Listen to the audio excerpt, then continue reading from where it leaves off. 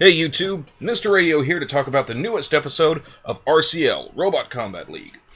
In last night's bout, it was Axe against Game Over, and it seemed like early on that Axe was going to win this. He came in hitting hard, hitting fast, and he even took out one of the arms, and by the end of the first round, took out the second one.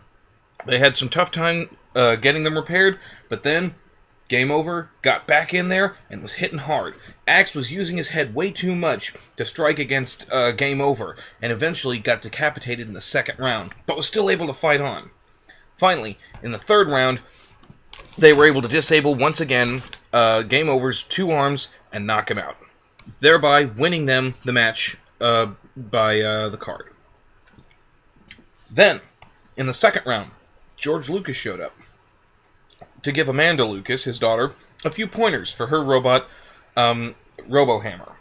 Now, she went up against Drone Strike, who seemed like he might not be able to last against those titanium steel fists. But, as we saw, if you watch the episode, Drone Strike had great reach with those Gatling gun punchers, and was able to get in, knock out those internal parts, and in 40 seconds, Robohammer was taken out and declared the loser, with Drone Strike staying in it. So far, our winners have been Crash, Brimstone, Drone Strike, and who was the last one? I know it was whoever went up against... Scorpio. You'll have to forgive me. I had trouble remembering it there. So, those are the four people who have gone on to the next round.